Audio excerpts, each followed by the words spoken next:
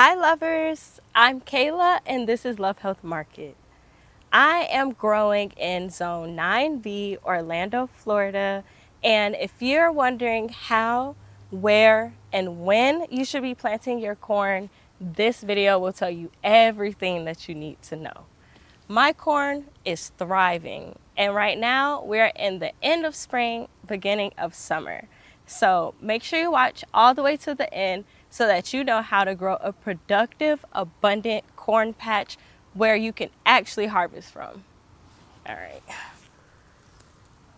No chat, no chat, no chat. So we have my beautiful corn patch here. If you've been following my journey, you can see when I put these transplants in. I believe I also even posted when I started these seeds. So right now we're in May. Today is May 12th, and our corms are already forming. I grew corn one other time successfully in Florida. It's really hard for me to get the timing right. So this video will be so interesting to see what it's like to direct sow corn in May when it's getting really hot, but it's also right before the rainy season. So corn needs a lot of water. I believe that it should do well with the rain that is upcoming. These I did have to irrigate for the most part. It has been a drought. I don't really feel like it's been a drought because these are so healthy and a lot of my plants are, but I do a lot of deep mulching, which keeps a lot of moisture in my soil. I just want to show you guys these heads that are already coming in. They're not ready to be pulled back yet, which is when you strip it off of this stalk. You just take it and you're like, crack, and then you pull back the tassel. So I have another one right here. This is my biggest one. I think this one will be ready to harvest pretty soon. I don't keep any of my seeds longer than 2 years. I don't store them well enough for them to be viable for real. So I'm just gonna scatter these, direct sowing them in this bed so that once this corn harvest is done, I have more seeds coming up and I can keep a continual harvest going. That's really the secret if you want year-long harvest, is to always be planting. You never want to have a month where you haven't started any seeds. There's always something that's ready to be started. So you can see with my deep mulching method, I have mulch as my mulch. I have wood chips as my mulch. And right underneath it is this nice, dark, rich, moist soil. So I'm not really scientific when it comes to spacing or depth. These are the glass gem corn seeds from Baker's Creek. This was the only corn I ever grew to a full corn, and it was so cool. So I'm excited to grow these again. They're a popcorn, so they're not like a sweet corn. They're hard. I used it for fall decoration, so I hope I can do the same thing and make like a really cool wreath for Thanksgiving. I'm just gonna scatter these because again, these are 2 years old. I don't know how well they're gonna do.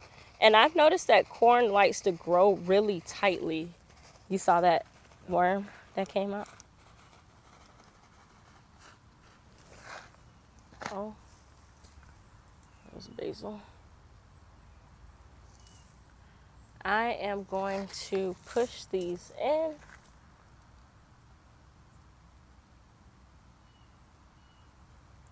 Make sure they're not going anywhere.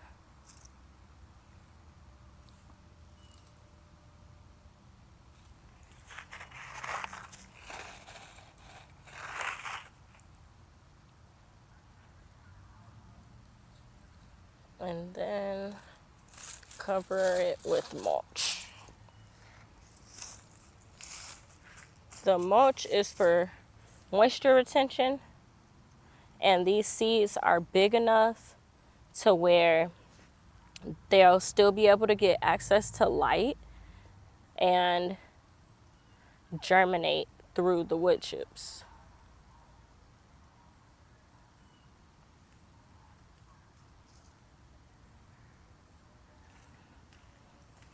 I think it's so cool that you guys are here with me while I do this, because I'm really just growing food. Like, this is what I would be doing already. So it's such a natural space to share. And I am so thankful that you continue to follow me on my journey and that we're learning together.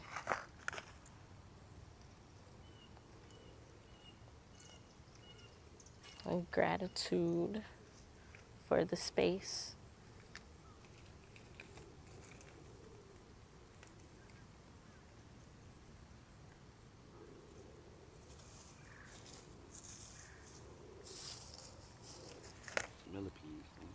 Yeah, but you see him on top of her?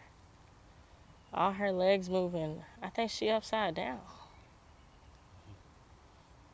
Yeah, this is how y'all do it? I want to interrupt. Nah, that's rude. Let them keep going. I caught some more hunching. It must be mating season.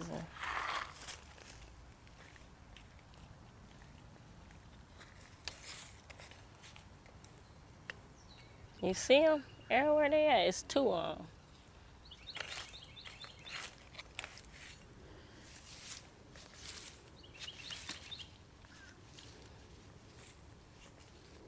More hunching. You little nasties.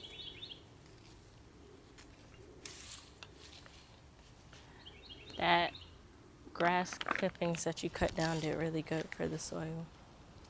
Thank you.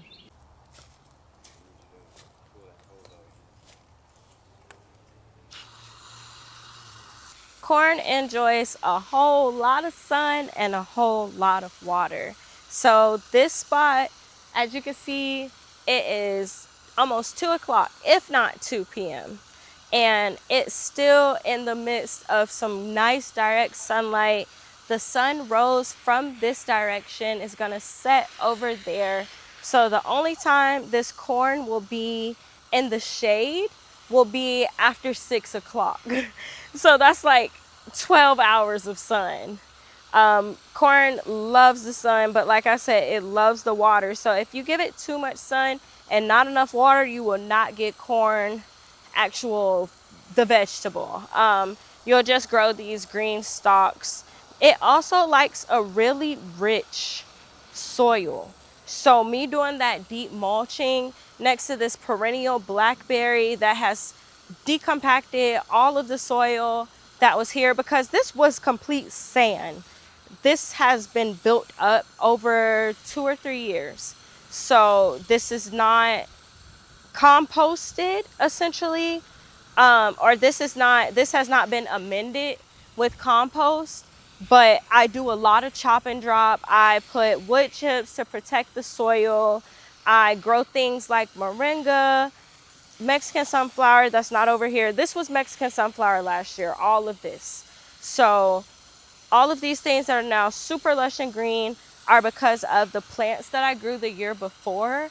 I guess you could call that like cover cropping, but I don't really call it that because it wasn't just to cut it down that I grew it. I grew the Mexican sunflower for shade too.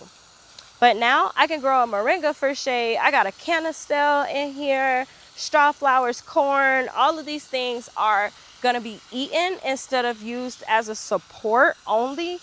And this is only my second year or third year growing in this bed. So that's a quick turnover rate to be able to have such a high producing garden. And yeah, I'm just really thankful for all of the teachers for spreading this wisdom onto me of how to grow like this in Florida, because I have not been able to find people that are growing annuals consistently throughout the years in a backyard garden in the way that I am right now. So I really hope you guys find this video helpful.